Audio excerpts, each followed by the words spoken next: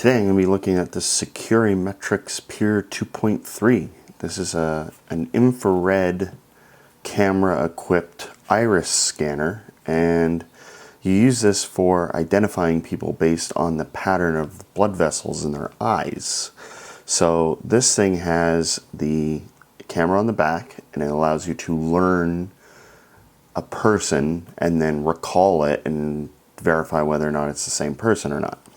So if we just start this thing up, it takes a little while. Well, not too long, but it's got a little embedded DOS install on it.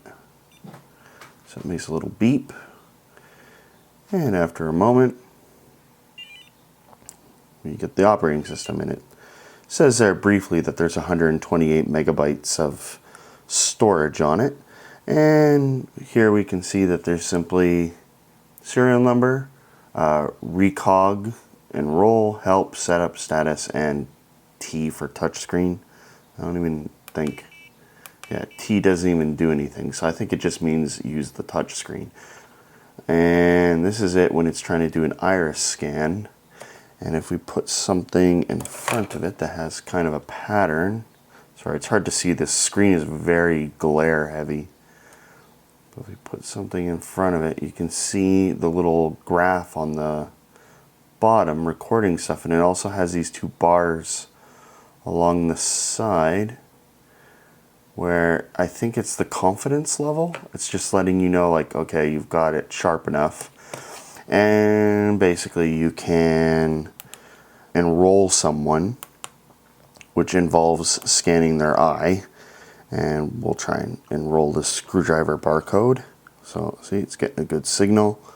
And once you let go of the F2 button, it then takes a series of pictures and attempts to identify it. And of course it can't, because this is an eye shaped. But you're scanning in a person, and then it will go through a series of questions like what's their name and an ID number. And I've actually already programmed this with me. And you can then do a recog, which is F3, and it will attempt to verify whether or not that's a person it knows or not. There's also some advanced settings you can bring up, which have the ability to store the images to its internal disk, and to, I mean, it's weird because it lets you save them, and then it lets you save them with a file name. So I don't, I guess it's just because it's it lets you put in a custom one. There's a setup function which I can't get into because it needs a password. Now, if anyone happens to know anything about these guys, and if you know the passwords, or at least the default one, let me know, because the FTP interface on this thing was default. So I'm assuming this password is also default. I just can't change it. I looked through the files on this thing, and I was unable to find anything that has a configuration password. So no idea where it's storing it, maybe in an EEPROM or something. Your guess is as good as mine, unless it's, of course, a default one that no one ever changes, in which case I have no clue because I can't find any information on this thing. They don't even seem to have a website. Ugh, difficult. Anyway, you can hit Shift on off to turn this thing off. So the case, although it looks really heavy duty metal, is actually heavy duty plastic. Figured that out pretty quickly when I took off this little sticker to get the screws, and all the paint peeled off. A little disappointing. On the back there's the window with a nice fingerprint on it for the camera, a little infrared window for the LEDs that produce the light source, and a little logo that says SecuriMetrics, made in the USA. This thing runs off 5 volts, 2.6 amps, which is quite a bit of power. And yeah, it's just got a low serial number, 5-digit serial number, so they probably didn't make too many of these things. And I'm sure they were at a very high cost. And there's a little rubber cover here with standard power jack, and you've got Ethernet, and what I assume is a serial interface, maybe for a barcode scanner or something, I don't know. But it doesn't seem to do anything. I haven't really tried it out though. So the Ethernet interface does actually work. If you plug into it, it will assign itself an IP address. On my network, it always comes up as 10.0.0.13 for some reason, which is weird. Maybe it was manually set. Once it was connected to the network, I was able to figure out what services it has by doing a port scan, and it's basically just running an FTP server. So using just a web browser, I went to the FTP server, and it had a password, and I guess that pretty quickly was just root for the login and username.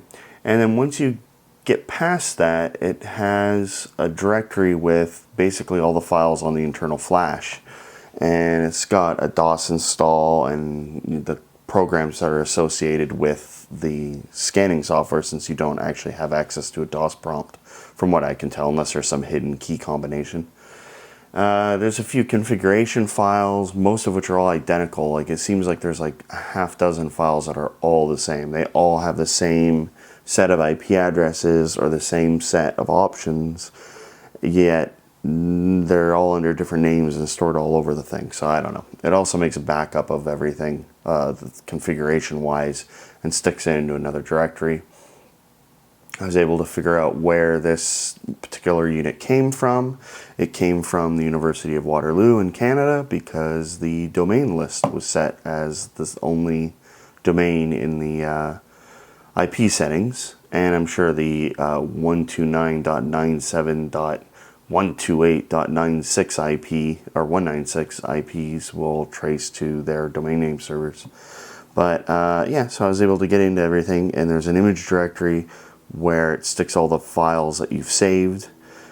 They're just 640 by 480 grayscale images of the photos used, the iris.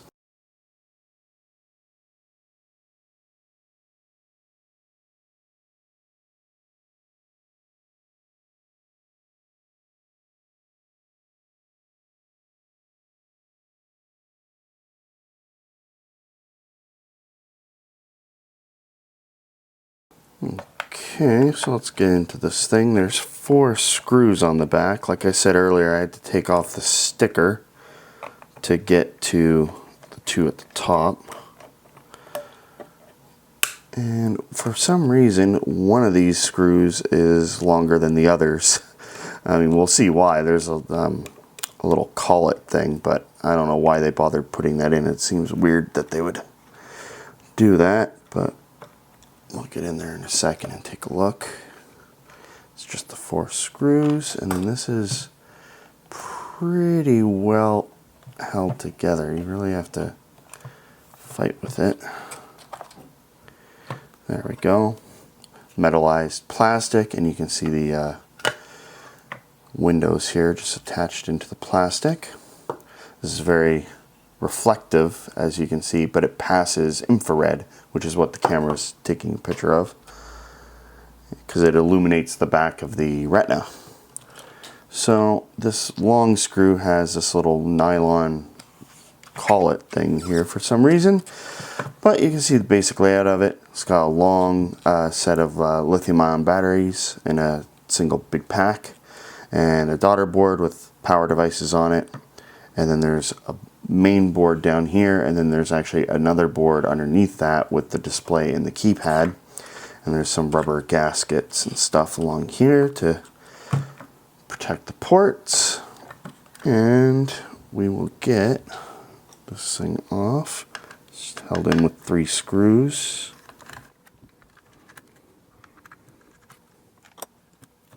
As you can see, it's still connected to power, and it kind of goes a little crazy when you disconnect the power board, but we can just go ahead and disconnect the battery.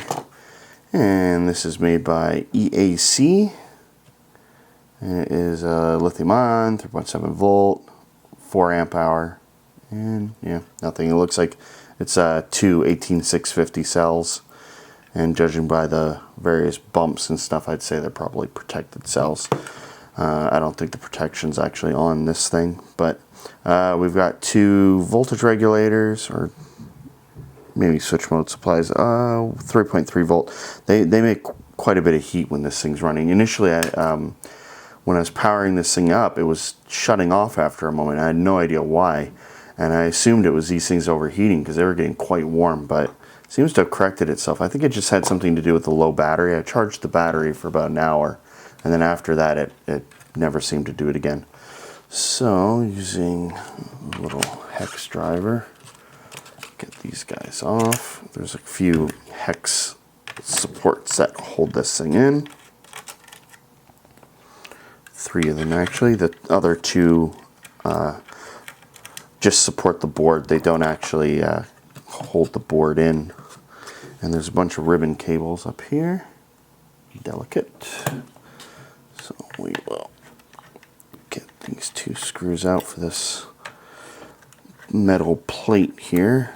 It's like a little support that connects to the top of the case. That's what's attaching the case. So it seems a little strange. Like, I don't know why are they running this into the middle? Like, obviously it's taking the 2 screws at the outer edge and moving them in to match up here, but why couldn't they just put the screws on the outside edge on this? I have no idea why. Seems weirdly engineered. I don't know why you'd have to move them over when there's clearly enough room to have the screws at the edge. Weird. And let's see if we can get all these little ribbon cables disconnected. This large one, I'm not too sure about. It doesn't seem to want to disconnect. I don't know if it's just a weird connector or what, but obviously I'm trying to be really delicate with it, so I don't want to fight with it too much. Let's see if we can just pop this one out. There we go. These probably run off to the display for the touchpad. As for this one, I'm not sure if this lifts up or what. Doesn't seem to pull out. Give me a minute. Let me figure this thing out. Took a little fighting, but I did manage to figure this stupid flex connector thing out. You have to flip up this tab, but it was very resistant. It took quite a while, and I had to pry it up with the screwdriver. Anyway, that should disconnect the last piece, or last ribbon cable. There we go. Now I had to remove an extra screw here, and then there's a large interconnect, board-to-board interconnect here that you have to disconnect. So that lets you remove the board. And then under that, this is the board for the keyboard. I haven't actually taken this one out yet.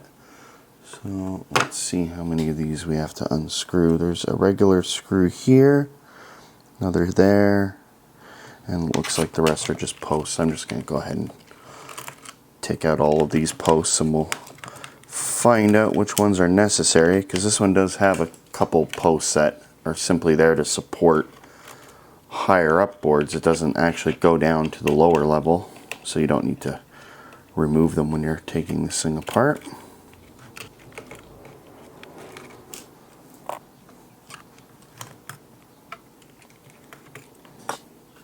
Okay.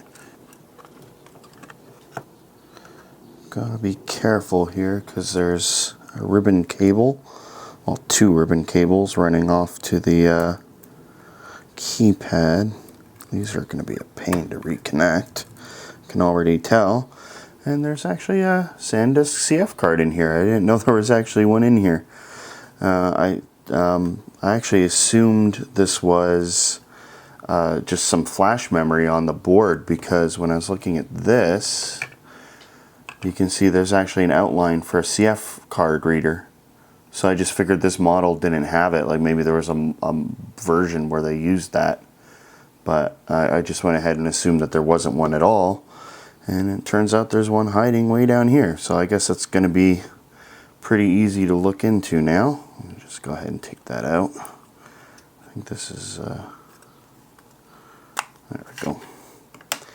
Okay, so this board just has some power supply stuff. Space for a large package here. And this looks like the outline to a regular PCI, mini PCI connector.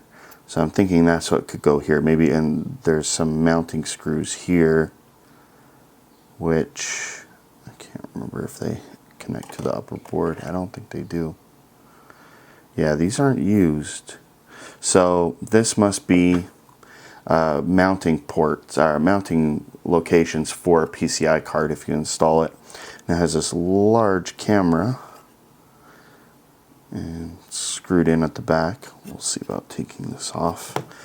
And yeah, that's it. There's not really much else on this board. It's a pretty plain board. No manufacturing stuff other than a part number, and it just has these two ribbon connectors. I just open these up, so when I'm putting this back it makes it a little easier. And I'm not going to remove the display, because every time you remove a display there's always dirt and stuff that get in there, so I'm not going to bother doing that. And there's a header that came off something. I think it was one of the pillars that I took off, so I'll have to figure out where that one goes. And it, you know what, it actually looks like the keypad is installed from the top, so it looks like it's just coming through here, the ribbon, and there's a gap here, so I think they installed a module with glue and just the whole thing sealed in. And this thing looks like it's glued in as well, and it has the three connections, one for data, one for the touch sensor, and one probably for the backlight.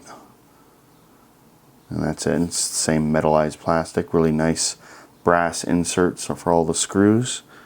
This thing wasn't cheap. I think the information I found said it was in the $4,000 or $5,000 range originally.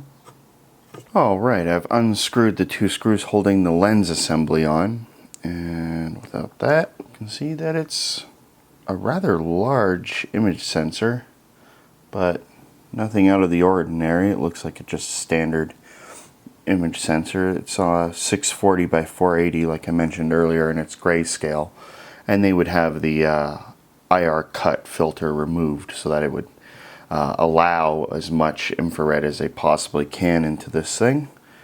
And like I said, there's not really much else on this board. Heading back to the main board, we've got a Xilinx Spartan 2 FPGA and an AMD Elan SC520, which is basically a 133 megahertz Pentium chip, along with all the support stuff. It's really like a system on a chip design aside from the memory. We've got an external flash chip here. It looks like it's made by General Software. It must be a custom BIOS. And we've got some two controllers here for the display, an Epson chip and a Sharp made chip. There's also a battery here, even though I haven't been able to find anything that lets you set the time and date on it. It's probably within those settings that I can't get to due to the password. And on the back, we've got the memory. This is the 128 megs of RAM that the system has, and a Realtek Ethernet controller. That's pretty much it. It's just power supply stuff on this thing. There is a single variable resistor on the board, presumably for the backlight power or the contrast on the display. Not sure, I'm not going to fiddle with it. But you can see the array of LEDs for the infrared light source. And there's some kind of dodgy soldering in a couple places here, like the components moved. It's also on the power board. Where did I put that? On the power board there's a couple devices like this one. I like this because it's a TO220 outline, and they also put in a couple pads to put in the SMD part, and it just moved a little bit because of the sheer size of the pad. This board has a lot of extra space on it, and obviously the space for the CF reader. So I'm not really sure what this board was used for. What I find interesting is that there's that big power board, yet there is actually space for a power jack here on the main board. So I don't know why they put it on a separate board. Maybe they put in the battery charge or the battery controller stuff on it, and the standard board can't handle a battery, and then there's a different model that can. I'm not sure. But there's also a bunch of interconnects that aren't used on this board. The one up here would connect to this board. You can see the space for it. So if it had a CF reader, the power board would have this connector as well. But this one I'm not sure about. It might be installed on a different one that has the PCI Express, or sorry, the regular PCI connector on it, but that seems unlikely since there's no space for the connector on this one. So I'm not really sure why what model would use that. There is apparently a Pier 2.4, because I found an image of the boot screen in the system files, but I don't know what the differences are. Okay, so I've got everything back together now. I've figured out a couple more things. One, for some reason, there's just a running counter of how long it's been running for. And this 3.74 seems to be the voltage of the lithium-ion batteries. And if we go out to the main menu, like I said before, the setup is locked, and I don't know what the password is. But under status, we can see that we've got 128 megs of RAM. The disk space shows that we've got the 256 meg card. January 2nd, 1980, I believe is what the date is set to. Can't change it because I can't get into the setup. Free RAM disk space. Obviously, it's copying DOS to the RAM disk on boot up. It says 100 M cam off, IR on. It's weird because the IR is clearly off right now. You can see the glow from there when it's on. So that just must be a setting. Perhaps something I can change. Maybe I can change it to, I don't know, disable the IR for some reason just to see if it's even possible. NW, don't know. Records, there are 7. That sounds about right. I scanned a couple things. The settings file, the INI file, stores all the network settings. And we've got the IP address, even though it's not connected. Subnet mask and stuff. And it says number of images. That must be saved file. No, I think there's 6 saved files. So I don't know what that is. Oh, no. I know what that is. That is how many images it takes when adding someone. You can set it to get more images, and I presume it gives it more information to work with when it's scanning someone in. Serial number of the product, the MAC address, BIOS date, looks like 2007. And then some readings, voltage for the battery, the DC in, which is not connected, probably shows because that separate board is feeding the main board with power. So that probably confuses the DC in thing. Charge, I guess, 0.79, I don't know where it's getting that from. It's not hooked up to anything. And possibly thermal, so 1.59 might just be like a raw value from a sensor or something. But that is unfortunately all we can do with that. There is a help system, and it just gives you some basic stuff, and I think there's help in each individual thing. So if we go to this, I think you can hit advanced. Oh, maybe there isn't help for this.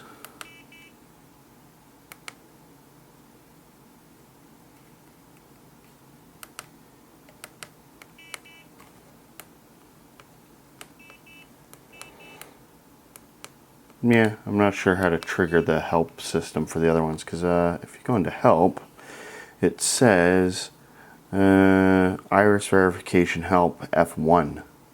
Maybe I can trigger it in here. Oh, okay. Oh, weird, right? Bizarre. Maybe it's missing a document. Maybe it's trying to load up a document.